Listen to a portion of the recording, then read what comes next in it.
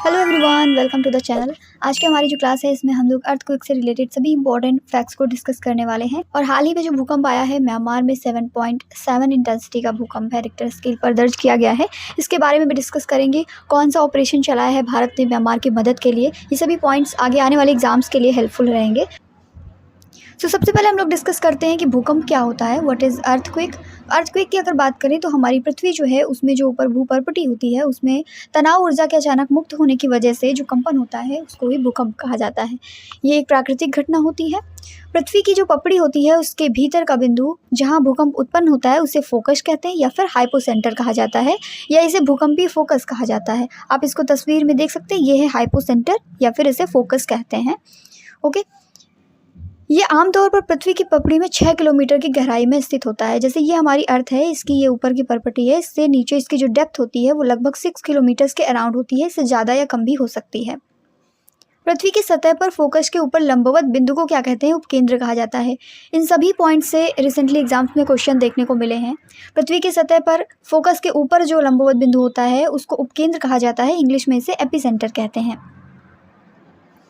भूकंप की तीव्रता उपकेंद्र में सबसे अधिक होगी और जैसे जैसे आगे बढ़ेगी ये घटती जाएगी। ये एपिसेंटर का पॉइंट जो है यहाँ पर सबसे ज़्यादा इंटेंसिटी होगी अर्थक्वेक की, और इसके अलावा जो और सतह होगी वहाँ पर जैसे जैसे दूरी बढ़ती जाएगी इसकी इंटेंसिटी कम होती जाएगी। सबसे ज़्यादा इंटेंसिटी उस जगह पर होगी जहाँ पर नीचे परपेंडिकुलर डायरेक्शन में, जिस पॉइंट पर फोकस पर जहाँ पर ये अर्थक्वेक जनरेट हुआ है उससे जस्ट ऊपर वाला जो पॉइंट एपिसेंटर का है वहाँ पर सबसे ज़्यादा इंटेंसिटी देखने को मिलती है। अर्थक्वेक मूवमेंट्स को हम लोग इस इमेज के माध्यम से अच्छे से समझ सकते हैं। हाइपोसेंटर या फोकस वो पॉइंट होता है जहाँ पर ये भूकंपीय तरंगें उत्पन्न होती हैं। भूकंप का उत्पन्न होने का मेन रीज़न कोई ना कोई फॉल्ट होता है जिसमें टेक्टोनिक मूवमेंट्स हो जाते हैं, जिसकी वजह से भूकंप उत्पन्न होता है। नाउ हम लोग डिस्कस करेंगे भूकंप के प्रकार। टेक्टोनिक भूकंप कौन से होते हैं? जो भी फॉल्ट प्लेन होती है उसके साथ, फॉल्ट प्लेन कौन सा, ये आप देख सकते हैं, ये फॉल्ट प्लेन है। तो इस प्लेन में जो चट्टानें होती हैं उनके खिसकने की वजह से टेक्टोनिक भूकंप उत्पन्न होते हैं। दूसरे है ज्वालामुखी भूकंप। जो एक्टिव वोल्केनो वाले रीजन है वहाँ पर हमें देखने को मिलते हैं ज्वालामुखी भूकंप। जब ज्वालामुखी फटता है तो उसकी वजह से काफ़ी ज़्यादा क्रस्ट में मूवमेंट होती है और इससे ज्वालामुखी भूकंप आते हैं। विस्फोट भूकंप कौन से होते हैं? जैसे परमाणु बम या फिर कोई विनाशकारी बम या परमाणु उपकरण जो है उनमें जो विस्फोट होता है तो इसकी वजह से विस्फोट भूकंप आते हैं। लास्ट है जलाशय प्रेरित भूकंप। ये बड़े जलाशय क्षेत्रों में होते हैं। रिंग ऑफ फायर भी इसका एक एग्जाम्पल है। प्रशांत महासागर का जो क्षेत्र है वहाँ पर ज़्यादातर भूकंप देखने को मिलते हैं। अब हम लोग डिस्कस करेंगे भूकंपीय लहरों के बारे में। भूकंप जो लिथोस्फीयर में उत्पन्न होता है, हमारा जो स्थल मंडल है उसके लिथोस्फीयर में हमें भूकंप देखने को मिलता है। उसमें ही भूकंपीय तरंगों का प्रसार होता है। भूकंप की तरंगें मेनली दो टाइप की होती है, एक होती है आंतरिक तरंगे और एक होती है सतह की तरंगे। आंतरिक तरंगे वो होंगी जो अंदर उत्पन्न होती हैं भूकंप में, और सतह की तरंगे वो होंगी जो सतही क्षेत्र में उत्पन्न होती हैं। तो अब इनको डिस्कस करेंगे। इनसे कई बार क्वेश्चन बने हुए हैं।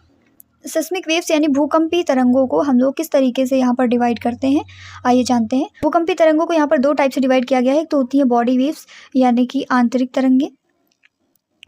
तरंगे, और दूसरी होती है सरफेस वेव यानी सतही तरंगे। बॉडी वेव्स भी दो टाइप की हैं, primary waves and secondary wave. प्राथमिक तरंगे और द्वितीयक तरंगे। प्राइमरी वेव्स को पी वेव्स कहा जाता है, सेकेंडरी वेव्स को एस वेव कहा जाता है। और सरफेस वेव्स जो होती हैं ये भी दो टाइप की होती हैं, love waves and Rayleigh waves. Love waves यानी L waves, Rayleigh waves R waves. Body waves को डिस्कस करते हैं। जो आंतरिक तरंगे होती हैं ये पृथ्वी की गहराई में भूकंप के केंद्र बिंदु से उत्पन्न होती हैं। पृथ्वी की गहराई में जहाँ पर फोकस पे भूकंप उत्पन्न हुआ है उसके केंद्र बिंदु से ये उत्पन्न होती हैं और पृथ्वी के अंदर ही प्रवाहित होती हैं, सभी दिशाओं में ऊर्जा का संचार करती हैं। ये पृथ्वी के आंतरिक भाग से होकर के जाती हैं। आंतरिक तरंगें जो होती हैं वो सतह की तरंगों की तुलना में तेज होती हैं, क्योंकि यहीं पर फोकस है, यहीं पर ये उत्पन्न हुई है, इसकी वजह से इनकी इंटेंसिटी ज़्यादा होती है। इसलिए सबसे पहले सिस्मोग्राफ जो होता है, सिस्मोग्राफ क्या होता है? जहाँ पर भूकंप की इंटेंसिटी का हम लोग पता लगाते हैं। तो सबसे पहले पता इन्हीं का लगता है, आंतरिक तरंगों का। प्राथमिक तरंगों और द्वितीयक तरंगों के रूप में आंतरिक तरंगें दो टाइप की हैं। बॉडी वेव्स टू टाइप की हैं, एक तो पी वेव है और दूसरी एस वेव है, प्राइमरी एंड सेकेंडरी। तो अब हम लोग डिस्कस करते हैं पी वेव्स के बारे में। प्राथमिक तरंगें जो होती हैं वो सबसे तेज लहरें उत्पन्न करती हैं। जो एस वेव्स हैं इनकी तुलना में दोगुनी गति से ये उत्पन्न होती हैं और भूकंप के दौरान सबसे पहले पहुंचती हैं। ध्वनि तरंगों की जैसी होती है, यानी कि ये अनुदैर्ध्य तरंगें हैं। ध्वनि तरंग भी अनुदैर्ध्य तरंग होती है और जो हमारी पी वेव्स होती हैं ये भी अनुदैर्ध्य तरंग होती है। कई बार क्वेश्चन ये पूछा गया है, ध्यान में रखेंगे, जिसमें कण की गति और तरंग प्रसार एक ही दिशा में होते हैं। ये ठोस, तरल और गैसीय पदार्थों के माध्यम से यात्रा कर सकती हैं। क्वेश्चन बनता है कि जो पी वेव्स होती हैं ये कौन कौन से मीडियम से ट्रेवल कर सकती हैं, तो सॉलिड हो या फिर लिक्विड या फिर गैसियस, इन सभी में ये यात्रा कर सकती हैं। नाउ अब हम लोग डिस्कस करेंगे माध्यमिक तरंगे या जिन्हें द्वितीयक तरंगे भी कहा जाता है, सेकेंडरी वेव्स, एस वेव्स जिन्हें कहते हैं। ये प्राथमिक तरंगों के बाद कुछ समय अंतराल के साथ सतह पर आती हैं। सबसे पहले कौन सी दर्ज होती है? सबसे पहले सिस्मोग्राफ पर हमें पी वेव्स देखने को मिलती हैं। इसके बाद कुछ समय अंतराल के बाद हमें एस वेव्स की इंटेंसिटी पता चलती है। ये प्राथमिक तरंगों की तुलना में धीमी होती हैं और केवल ठोस पदार्थों से ही गुजर सकती हैं। ये अनुप्रस्थ तरंगे हैं। अभी हमने क्या देखा, जो प्राथमिक तरंगे होती हैं वो अनुदैर्ध्य होती हैं, जो सेकेंडरी यानी द्वितीयक तरंगे होती हैं ये अनुप्रस्थ तरंगे होती हैं और इनमें कण की गति और तरंग प्रसार की दिशाएं एक दूसरे के लंबवत होती हैं। कुछ इस तरीके से एस वेव्स हमें देखने को मिलती हैं। ठीक है, तो ये टर्मिनोलॉजी जरूर ध्यान में रखेंगे कि माध्यमिक तरंगे अनुप्रस्थ हैं और जो प्राथमिक तरंगे हैं वो अनुदैर्ध्य हैं। तो सिस्मिक वेव्स में दो टाइप की वेव्स थी, एक तो बॉडी वेव्स और एक थी सरफेस वेव्स। बॉडी वेव्स को हम लोग डिस्कस कर चुके हैं P waves and S waves के फॉर्म में। अब हम लोग डिस्कस करेंगे सतही तरंगों को, यानी जिन्हें कहते हैं सरफेस वेव्स। जब आंतरिक लहरें सतह की चट्टानों के साथ संपर्क में आती हैं, जहाँ पर फोकस है जो आंतरिक लहरें हैं ये सतह की जो चट्टानें उनसे संपर्क में आती हैं, तो इन्हें सतह की लहरें कहा जाता है। ये तरंगे पृथ्वी की सतह के साथ में चलती हैं, जो हमारी मेन क्रस्ट है, ऊपर की जो सतह है उनके साथ में चलती हैं। सतही तरंगे भी अनुप्रस्थ होती हैं, इनमें कण की गति जो है वो तरंग प्रसार दिशा के लंबवत होती है, इसलिए वे उसी सामग्री में गड्ढों और कुंडों का निर्माण करते हैं जिनके माध्यम से वे गुजरते हैं। सतह की लहरों को सबसे ज़्यादा नुकसानदेह लहरें माना गया है। लव तरंगे और रेले के तरंगे के फॉर्म में ये दो टाइप की होती हैं, सबसे ज़्यादा हानिकारक यही होती हैं। ठीक है, तो अब डिस्कस करेंगे ये दो टाइप कौन कौन से हैं, love waves and Rayleigh waves. इस तरह की तरंगे जो हैं लव वेव्स, ये भूकंप के दौरान पृथ्वी के क्षैतिज स्थानांतरण का कारण बनती हैं।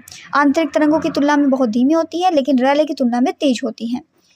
जहाँ पर मेन फोकस पे जो भूकंप उत्पन्न हुआ है उसकी तुलना में तो कम होती हैं, लेकिन रेले की तुलना में ये लव वेव्स जो हैं इनकी इंटेंसिटी तेज होती है, पूरी तरीके से क्षैतिज गति पैदा करती हैं और सबसे ज़्यादा खतरनाक भी लव वेव्स ही रहती हैं। ओके, रेले वेव्स को डिस्कस करेंगे। ये अंडाकार गति का अनुसरण करती हैं, अंडाकार गति का अनुसरण करती हैं और एक झील या महासागर में लहर के रोल की तरह, रेले की तरह जमीन के साथ में लुढ़कती हैं। इसी वजह से इनको रेले वेव्स कहा जाता है, क्योंकि ये लुढ़कता है, जमीन के ऊपर और नीचे की ओर ले जाता है और एक ही दिशा में उसकी दिशा में जाता है, जिससे लहर चलती है। भूकंप से महसूस किए गए जो अधिकांश झटके हैं उनकी वजह होती है रेले वेव्स, जो अन्य तरंगों की तुलना में बहुत बड़ी हो सकती हैं। तो love waves and Rayleigh waves को आप यहाँ पर देख सकते हैं। अब हम लोग डिस्कस करेंगे कि भूकंप को किस तरीके से माप सकते हैं। तो सिस्मोमीटर एक ऐसा उपकरण होता है जिसमें हम लोग अर्थक्वेक की इंटेंसिटी को मेज़र करते हैं। इसका उपयोग किया जाता है ज़मीन की गति मापने के लिए कि किस हिसाब से टेक्टोनिक मूवमेंट वहाँ पर हो रहा है। सिस्मोग्राफ से जो रिकॉर्ड किए गए ग्राफिकल आउटपुट है उनको सिस्मोग्राम कहा जाता है। सिस्मोग्राफ जो है ये एक उपकरण है, जबकि जो सिस्मोग्राम टर्मिनोलॉजी यूज़ की गई है ये रिकॉर्डेड आउटपुट के लिए है। सिस्मोमीटर में भी दो तरीके के पैमाने होते हैं, कौन कौन से, एक मर्कली स्केल होती है और एक रिक्टर स्केल होती है। बहुत ही इंपॉर्टेंट पॉइंट है ये। तो मर्कली स्केल के बारे में अगर हम लोग डिस्कस करें तो पैमाने भूकंप के बाद प्रभावों का विश्लेषण करते हैं, जैसे कि कितने लोगों ने इसे महसूस किया, कितना विनाश हुआ और इसकी तीव्रता सीमा कितनी होती है 1 से लेकर के 12 तक। ठीक है, तो ये मर्कली स्केल में डिस्कस किया जाता है कि कितना विनाश हुआ या कितने लोगों ने इसको महसूस किया। जबकि जो रिक्टर पैमाना है इसमें भूकंप के परिमाण का प्रतिनिधित्व होता है, यानी कि मैग्नीट्यूड देखा जाता है इसमें, और इसमें जो डिजिट होते हैं वो 1 से लेकर के 10 तक होते हैं। रिक्टर स्केल में प्रत्येक पूरी संख्या में वृद्धि जो है वो भूकंप की शक्ति में 10 गुना वृद्धि का प्रतिनिधित्व करती है। हर एक डिजिट के बाद, जैसे 1 के बाद 2 हुआ तो ये 10 गुना भूकंप की इंटेंसिटी हो गई, 2 के बाद 3 होता है तो ये 10 गुना इंटेंसिटी इसकी हो गई। जैसे कहीं पर 6 रिक्टर स्केल का भूकंप आया और 7 का आया तो ये 10 गुना वृद्धि हुई है इसकी इंटेंसिटी में, 6 से 7 में। ठीक है, तो हर एक पूरी संख्या, हर एक होल नंबर के साथ में जो भूकंप की शक्ति है वो 10 गुना बढ़ जाती है। रिसेंट अर्थक्वेक को डिस्कस करेंगे जो हाल ही में म्यांमार में आया, 7.7 इंटेंसिटी का आया और उसके बाद जो आफ्टर शॉक आया था वो 6.4 इंटेंसिटी का आया। तो 2 लगातार भूकंप आए, ये बड़े भूकंप थे। इसके झटके जो है थाईलैंड की राजधानी जो है बैंकॉक, वहाँ पर भी महसूस किए गए थे और इमरजेंसी वहाँ पर डिक्लेयर कर दी गई है। मेघालय और कई हमारे जो पूर्वोत्तर राज्य हैं, असम है, और इसके अलावा में बांग्लादेश और चाइना के जो दक्षिण पश्चिमी यूनान प्रांत है वहाँ पर भी भूकंप के तेज झटके महसूस किए गए हैं। इसका रीज़न क्या है? तो इसका मेन रीज़न ये सगाइंग फॉल्ट है, आप यहाँ पर देख सकते हैं। ये किस तरीके से इफेक्ट करता है, ये हमारी इंडियन प्लेट है और ये बर्मा माइक्रो प्लेट है। तो ये बर्मा माइक्रो प्लेट और इंडियन प्लेट, इनके टेक्टोनिक मूवमेंट की वजह से ही सगाइंग फॉल्ट में कई सारे भूकंप उत्पन्न होते हैं, हमें देखने को मिलते हैं। और यहाँ पर घनी आबादी का क्षेत्र भी है बर्मा में, म्यांमार में, इस वजह से यहाँ पर ज़्यादा नुकसान देखने को मिला है। डिस्कस करते हैं कि क्या हुआ है एक्चुअली म्यांमार में। ये भूकंपी घटना जो म्यांमार में हमें देखने को मिली, ये इसका मुख्य कारण है सगाइंग फॉल्ट। सगाइंग फॉल्ट जो है वो भारतीय प्लेट और बर्मा माइक्रो प्लेट के बीच में एक प्रमुख टेक्टोनिक सीमा है। इस टेक्टोनिक बॉर्डर की वजह से ही ये भूकंप आया है। ये फॉल्ट देश में लगभग 1200 किलोमीटर तक फैला हुआ है और यहाँ पर हमें अक्सर भूकंप देखने को मिलते रहे हैं पहले भी, बट इतनी इंटेंसिटी का आया है तो इसने ज़्यादा नुकसान किया। इस क्षेत्र की भूगर्भीय जटिलता टेक्टोनिक प्लेटों की निरंतर टक्कर से उत्पन्न होती है, जिससे भूकंप की संभावना बढ़ जाती है। फॉल्ट लाइन जो होती हैं, जैसे ये सगाइंग फॉल्ट है, तो इस फॉल्ट लाइन जितनी भी होती है उनके आसपास अगर घनी आबादी वाले क्षेत्र हैं तो इसकी वजह से ज़्यादा विनाश देखने को मिलता है। 7.7 मैग्नीट्यूड का अर्थक्वेक हमें इस सगाइन फॉल्ट में देखने को मिला है। म्यांमार में काफ़ी ज़्यादा इसने नुकसान पहुंचाया है। आसपास के क्षेत्र भी प्रभावित हुए हैं, जैसे थाईलैंड की कैपिटल बैंकॉक है, यहाँ पर भी हमें देखने को मिला। चाइना का यूनान प्रांत, इसके अलावा बांग्लादेश और अपने इंडिया में भी असम और मेघालय के क्षेत्रों में ये भूकंप देखने को मिला है। अब हम लोग कुछ इंपॉर्टेंट MCQs को डिस्कस करेंगे जो कि प्रीवियसली पूछे गए हैं और आगे आने वाले एग्जाम्स के लिए बहुत ही ज़्यादा हेल्पफुल हैं। तो आज का हमारा पहला क्वेश्चन है, हाल ही में म्यांमार में कितनी तीव्रता का विनाशकारी भूकंप आया है? तो हमें जो देखने को मिला है म्यांमार में 7.7 इंटेंसिटी का रिक्टर स्केल पर जो है भूकंप देखने को मिला। म्यांमार में आया जो विनाशकारी भूकंप है, इसकी सहायता के लिए भारत ने कौन सा ऑपरेशन चलाया है? बहुत ही इंपॉर्टेंट पॉइंट है ये। तो ऑपरेशन ब्रह्मा चलाया गया है भारत के द्वारा। म्यांमार और उसका जो पड़ोसी देश है थाईलैंड, वहाँ पर शुक्रवार यानी 28 मार्च को 7.7 मैग्नीट्यूड इंटेंसिटी का जो है वो भूकंप आया, जिसकी वजह से वहाँ की जो इमारतें हैं, पुल हैं और अन्य बुनियादी ढांचे हैं वो पूरी तरीके से क्षतिग्रस्त हो गए हैं। इसके लिए ऑपरेशन ब्रह्मा चलाया गया है भारत के द्वारा। डॉक्टर एस जयशंकर जो हमारे विदेश मंत्री हैं, इन्होंने ये घोषणा की कि भारत ने 28 मार्च 2025 को जो म्यांमार में आया विनाशकारी भूकंप है, इसके बाद म्यांमार की सहायता के लिए स्टार्ट किया है operation Brahma. The focus of an earthquake is place where, भूकंप मूल जो होता है फोकस वो कौन सा स्थान होता है? तो अभी आपको बताया, जैसे ये सतह है और इसके लंबवत जो जहाँ पर भूकंप उत्पन्न होता है, जहाँ हमें सबसे ज़्यादा इंटेंसिटी देखने को मिली है सतह पर, उसके जस्ट नीचे लगभग 6 किलोमीटर की डिस्टेंस होती है, ज़्यादा या कम भी हो सकती है। तो जहाँ पर भूकंप उत्पन्न होता है उसे कहा जाता है फोकस। तो ऑप्शन नंबर बी हमारा करेक्ट हो जाएगा, जहाँ से भूकंप की उत्पत्ति होती है। Next question, which one of the following areas is most likely to be affected by earthquake? Earthquake से सबसे ज़्यादा प्रभावित क्षेत्र भारत में कौन सा है? तो गंगा ब्रह्मपुत्र घाटी जो है ये सबसे ज़्यादा प्रभावित क्षेत्र है भूकंप से। ऑप्शन नंबर बी हमारा करेक्ट हो जाएगा। What is the point of earth surface directly above the epicentre of an earthquake is called? पृथ्वी के सतह पर भूकंप के ठीक ऊपर के बिंदु को क्या कहा जाता है?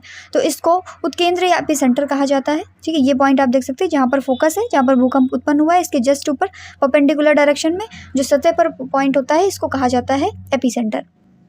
What are the sea waves generated by submarine earthquake called? अंतरसागरीय जो भूकंप होता है, इनके द्वारा उत्पन्न जो समुद्री लहरें हैं, इनको कहा जाता है tsunami. Natural earthquakes occur in which layer of earth? प्राकृतिक भूकंप जो है ये पृथ्वी की स्थल मंडल परत में आते हैं। जो हमारी पृथ्वी की स्थल मंडल परत है, सबसे ऊपरी परत, वहाँ पर भूकंप देखने को मिलते हैं। प्राकृतिक भूकंप स्थल मंडल में आते हैं जो पृथ्वी की सबसे बाहरी परत है। इसमें भूपर्पटी और मेंटल का ऊपरी हिस्सा शामिल है। हमारी जो पृथ्वी होती है उसमें सबसे ऊपर क्रस्ट होता है, इसके नीचे मेंटल है और नीचे कोर है। इसके बाद तो इनर कोर आउटर कोर दो लेयर में ये डिवाइड होती है लास्ट वाली। तो मेंटल का ऊपरी पोर्शन और क्रस्ट, यहाँ पर हमें ज़्यादातर नेचुरल अर्थक्वेक्स जो हैं वो देखने को मिलते हैं। स्थल मंडल वह जगह भी है जहाँ पृथ्वी पर अधिकांश ज्वालामुखी गतिविधि होती है, क्योंकि मैग्मा मेंटल के ऊपर उठता है और पपड़ी में दरारों के माध्यम से सतह तक पहुँचता है। तो ज्वालामुखी गतिविधियाँ भी हमें देखने को मिलेंगी क्रस्ट में ही। मेंटल जो है ये पिघला हुआ पोर्शन होता है, यहाँ से जो मैग्मा है वो ऊपर आता है और लावा के फॉर्म में सतह पर बिखर जाता है। आंतरिक कोर, पृथ्वी के केंद्र में लोहे और निकल की एक ठोस घनी गेंद होती है। जो इनर कोर होती है, हम जानते हैं कि कोर जो है ये भी दो टाइप से, एक इनर कोर है और एक आउटर कोर है। तो इनर कोर जो होती है इसमें हमें ज़्यादातर निकल और आयरन यानी निकल और आयरन देखने को मिलता है। ये बहुत ही गहरा है और इतना गर्म है कि वहाँ पर भूकंप नहीं आ सकते, इसीलिए हमें भूकंप कहाँ पर देखने को मिलेंगे? ज़्यादातर मेंटल, ऊपरी मेंटल और क्रस्ट का जो एरिया होगा वहाँ पर भूकंप देखने को मिलते हैं। नेक्स्ट क्वेश्चन, भूकंप संबंधी निम्नलिखित कथनों में कौन से सही हैं? ऑप्शन दिए गए हैं। भूकंप के उद्गम बिंदु को अधिकेंद्र कहा जाता है। एक ही समय पर भूकंप से प्रभावित स्थानों को जोड़ने वाली रेखाओं को सह भूकंप रेखाएं कहते हैं। तो ये दोनों ही ऑप्शन सही हैं। ऑप्शन नंबर सी हमारा करेक्ट हो जाएगा। Next question, ring of fire किससे संबंधित है? तो देखिए ये भूकंप, ज्वालामुखी, हिंद महासागर और जंगल की आग, 4 ऑप्शन दिए गए हैं। तो अगर हम अपने कोर्ट में देखें तो ऑप्शन नंबर सी हमारा करेक्ट है, क्योंकि रिंग ऑफ फायर रिलेटेड है भूकंप से भी और ज्वालामुखी से भी। रिंग ऑफ फायर का जो क्षेत्र है ये प्रशांत महासागर का एरिया है। यहाँ पर हमें ज़्यादातर भूकंप और ज्वालामुखी देखने को मिलते हैं। इस पेटी में संपूर्ण विश्व के लगभग 68% भूकंपों का अनुभव किया जाता है। ये जो रिंग ऑफ फायर की बेल्ट है, यहाँ पर ज़्यादातर भूकंप देखने को मिलते हैं। रीज़न क्या है कि यहाँ पर कई सारी प्लेट्स आपस में आकर के मिलती हैं, जिनकी वजह से उनमें टकराव उत्पन्न होता है। एक के ऊपर एक दूसरी प्लेट जो है एक दूसरे पर मूवमेंट कर जाती हैं या फिर एक दूसरे से दूर खिसकती है, जिसकी वजह से यहाँ पर ज़्यादातर अर्थक्वेक और वोल्केनो भी देखने को मिलते हैं। नेक्स्ट क्वेश्चन, भारतीय उपमहाद्वीप जो है इसका उत्तर पश्चिमी क्षेत्र भूकंप ग्रहणशील है, जिसका कारण क्या है? The north western region of the Indian subcontinent is earthquake prone, the reason for which is, तो रीजन इसका है प्लेट टेक्टोनिक मूवमेंट। भारतीय उपमहाद्वीप का जो उत्तर पश्चिमी प्रदेश है ये भूकंप ग्रहणशील है, जिसका मुख्य कारण है प्लेटों के सीमांत पर इसकी अवस्थिति। ये क्षेत्र भारतीय प्लेट और यूरेशियन प्लेट जो है इसका अभिसरण क्षेत्र है। जब हम लोग मैप में देखते हैं तो हमारा जो इंडियन सब कॉन्टिनेंट है और ऊपर यूरेशियन प्लेट है, यानी यूरोप और एशिया का मिक्सड वाली ये वाली प्लेट और इंडियन सब कॉन्टिनेंट की प्लेट, इन दोनों का अभिसरण क्षेत्र होने की वजह से यहाँ पर ज़्यादातर भूकंप देखने को मिलते हैं। यहाँ ज्वालामुखी तथा मूंगे बनने जैसी कोई क्रिया नहीं होती, यहाँ पर ज़्यादातर हमें अर्थक्वेक ही देखने को मिलेंगे। नेक्स्ट क्वेश्चन, दिशा निर्देशों के अनुसार भूकंप प्रतिरोध के लिए किस भवन का आकार सबसे सुरक्षित माना जाता है? As per the guidelines which building shape is considered the safest for earthquake resistance, तो इसके लिए सबसे सेफेस्ट होता है वर्गाकार या आयताकार आकार के भवन। और इनमें भी कंडीशन ये है कि जो ये योजनाएं बनेंगी आयताकार, इनमें लंबाई जो है इनकी ये चौड़ाई की दोगुनी से अधिक नहीं होनी चाहिए। तो सबसे सेफेस्ट भवन होंगे या तो वो स्क्वायर शेप में हो या फिर वो आयताकार शेप में हो। भूकंप के बारे में कथनों पर विचार करना है। Consider the following statements about earthquake. भूकंप की तीव्रता को मर्कली स्केल पर नापा जाता है। भूकंप का मैग्नीट्यूड विमुक्त ऊर्जा का नाप है। भूकंप के मैग्नीट्यूड भूकंपी तरंगों के आयाम के सीधे मापनों पर आधारित है। या फिर चौथा, रिक्टर स्केल में हर पूर्णांक विमुक्त ऊर्जा के परिमाण में 100 गुनी वृद्धि का निर्देशन करता है। तो देखिए सभी स्टेटमेंट यहाँ पर सही है एक्सेप्ट 4। तो ऑप्शन नंबर ए हमारा करेक्ट हो जाएगा 1, 2 एंड 3। ये जो पॉइंट नंबर 4 लिखा हुआ है, रिक्टर स्केल में हर पूर्णांक विमुक्त ऊर्जा के परिमाण में 100 गुनी वृद्धि का निर्देशन करता है, ये गलत लिखा हुआ है। जैसे ही हम एक पॉइंट से दूसरे पॉइंट में मूव करते हैं तो वहाँ पर जो ऊर्जा की वृद्धि देखने को मिलती है वो हमें 10 टाइम्स देखने को मिलती है। सिस्मोमीटर क्या नापता है? द सिस्मोमीटर मेजर्स, सिस्मोमीटर जो है ये भूकंप को मापता है। भूकंपी तरंगों की तीव्रता इससे मापी जाती है और हृदय गति को मापने के लिए कार्डियोग्राम का यूज़ करते हैं। साथ में पेड़ों की वृद्धि जो है इसको मापने के लिए किस्कोग्राफ का यूज़ किया जाता है। Next question, how many seismic stations are required to locate the epicentre of an earthquake. भूकंप का जो केंद्र है इसका पता लगाने के लिए कितने भूकंपीय स्टेशनों की ज़रूरत होती है? तो इसके लिए टोटल 3 भूकंपीय स्टेशनों की ज़रूरत पड़ती है। SSC JEE में पूछा गया ये क्वेश्चन है। The earthquake resistance construction Dhajji Dewari system is found in which of the following places in India. भूकंप रोधी निर्माण की जो धज्जी देवरी प्रणाली है ये भारत के किस स्थान पर पाई जाती है? तो ये पाई जाती है भारत में जम्मू और कश्मीर में। Natural earthquakes occur in which layer of the earth. तो प्राकृतिक भूकंप हमें देखने को मिलते हैं पृथ्वी में स्थल मंडल में। जो स्थल मंडल है ये पृथ्वी की सतह का जो बाहरी हिस्सा है वो है और इसमें शामिल है मेंटल का ऊपरी पोर्शन, साथ में पूरी crust. What is the main cause of tsunami. Tsunami का मुख्य कारण है भूकंप, इनकी वजह से सुनामी आती है। भूकंप के अध्ययन को क्या कहा जाता है? तो भूकंप के अध्ययन को कहते हैं साइमोलॉजी। नेक्स्ट क्वेश्चन, भारत का कौन सा क्षेत्र है जो उच्च तीव्रता की भूकंपीय मेखला यानी zone of high seismic intensity में नहीं आता है? तो जो ऑप्शंस दिए गए हैं इनमें से उत्तरांचल भी इस जोन में आता है, कच्छ वाला रीजन भी इस जोन में आता है, क्योंकि ये जो है ये इधर यूरोप है और इधर एशिया है। तो ये जो यूरेशियन प्लेट है और इंडियन प्लेट है इनके अभिसरण क्षेत्र में आता है, जिसकी वजह से यहाँ पर भूकंप देखने को मिलते हैं। हिमाचल प्रदेश भी पहाड़ी इलाका है, यहाँ पर भी हमें भूकंप देखने को मिलते हैं। ये जो कर्नाटक पठार है, कर्नाटक प्लेटू, यहाँ पर हमें भूकंप देखने को नहीं मिलते हैं। तो zone of high seismic intensity में नहीं आएगा कर्नाटक का पठार। सो ऑप्शन नंबर ए हमारा करेक्ट हो जाएगा कर्नाटक पठार। सो लास्ट में आपके लिए क्वेश्चन है, आपको इसका आंसर देना है कमेंट सेक्शन में। Which operation has India launch to provide relief from the devastating earthquake in Myanmar. Myanmar में जो विनाशकारी भूकंप आया है इसकी सहायता के लिए भारत ने कौन सा ऑपरेशन चलाया गया है? ऑप्शंस दिए गए हैं, इनका आंसर आप देंगे कॉमेंट सेक्शन में। इसी के साथ आज की हमारी क्लास यहीं पर एंड होती है। इस तरीके की इंपॉर्टेंट वीडियो से जुड़े रहने के लिए चैनल को सब्सक्राइब करना ना भूलें और बेल आइकन को प्रेस कर लें ताकि जो भी नोटिफिकेशंस आती हैं वो सबसे पहले आपको मिल सके। Thank you.